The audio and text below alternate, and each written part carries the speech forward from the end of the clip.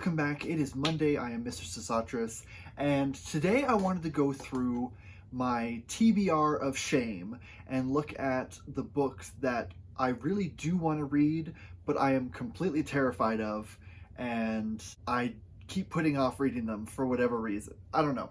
This is going to be kind of chaotic and quick, so we'll just go through this. The first one is Persuasion by Jane Austen.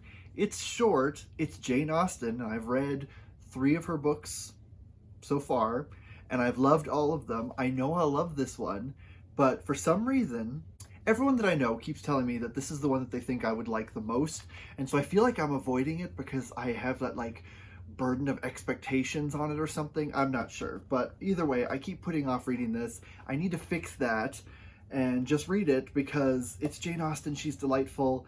Persuasion's a big favorite, and I just need to just get on that. So I'm gonna, hold me accountable for this. Next up on the list is The Brothers Karamazov by Dostoevsky. Now this one is known for being a little more philosophical and complex, but it's also known for having just wonderful, incredible characters and, moving character arcs and everything. I've never read anything by this author before, but everyone that I've seen online who's talking about how much they loved it, they talk about things that I genuinely really like in books myself. So I feel like I would genuinely love this one, but I have not read it yet. I keep putting it off. It scares me, and I think I'm just, turning it into too huge of a thing. I just need to get over it and just read it. But if you have read it, you need to tell me how much you loved it so that I can be encouraged to read it, because I just need to do that. So, gonna read it. Okay, so next up is William Faulkner's Absalom. This one is sort of a somewhat prequel to The Sound and the Fury in that it features Quentin Compson.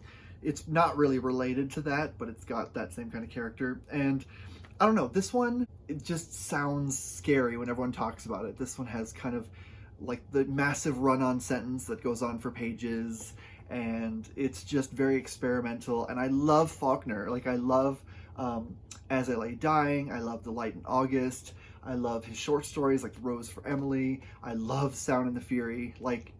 I've read a bunch of his other stuff, so his writing style is not unfamiliar to me, but for some reason, this is the one that whenever I look at his stuff and I'm like, ooh, I'm going to read something I haven't read yet, this is the one that's always like, ooh, I can't read that one because it's scary and complicated and overwhelming, and I don't know.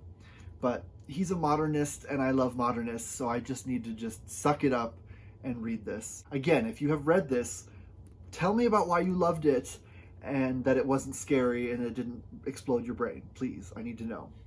So, moving on.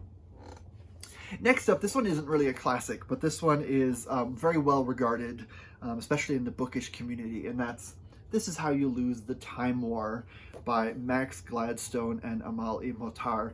And I probably pronounced that wrong, and I'm so sorry. I think that's how you pronounce it. But anyways, it's a short book. It's kind of experimental. It's a science fiction kind of thing, and it's an epistolary novel, and it's like each author, there's 2 authors that work on this. Each author writes a different character, and they're kind of communicating with each other through letters.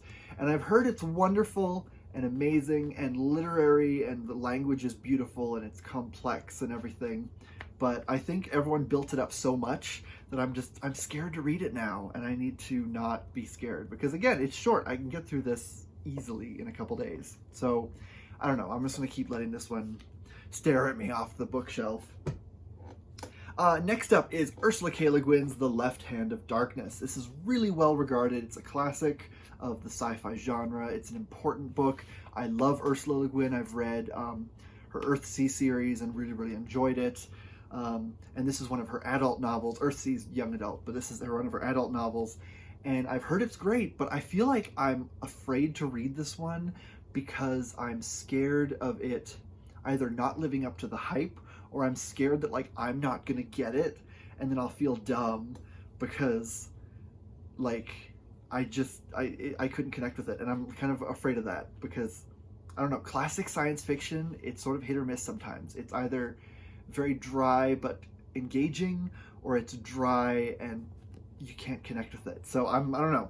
I trust the author. I know this is going to be a good book, well crafted, everything, but I'm scared that my expectations of it aren't going to line up with what the book is. But I don't know. I feel like I'm being dumb because I do want to read this eventually because Ursula Le Guin's wonderful and I love her work. So, moving on. Final book in this list. This one is actually an intimidating one and I have reason to be scared of it. And that is Leo Tolstoy's War and Peace. This is extremely my jam. Like I read Les Mis by Victor Hugo and I adored that book. It's one of my favorites, but it's also massive. This is another massive book. This is something that would take I feel like 2 months to get through. I think I could do this in 2 months. And that just feels like a massive commitment, and I'm scared of massive commitments. But the reason why I'm scared of massive commitments is because the pressure that the booktube community puts on ourselves to have a ton of books read per month. And that's bad because that's just consumerism. And so we don't want that. But I do want to read this, but I feel like I want to be very much in the mood for a sprawling, historical drama with lots of plot lines and different characters. So I will read this eventually and it will be very fun and I'm going to do a whole video on it when I finish it. But for now it just kind of stares at me on the bookshelf, judging me, and it's scary. So I don't know, but I will read this eventually.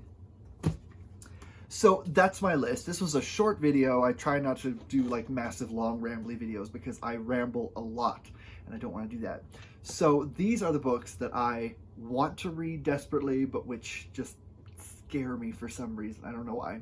So I would love to hear in the comments, what are some books that you've always wanted to read, but are terrified to read or get started because your expectations or it's intimidating or something. I don't know. I love the discussion. I want to hear from you. And so with that, I will let you go. I will see you next week. Enjoy your reading. Have a wonderful week. I'll see you then. Bye.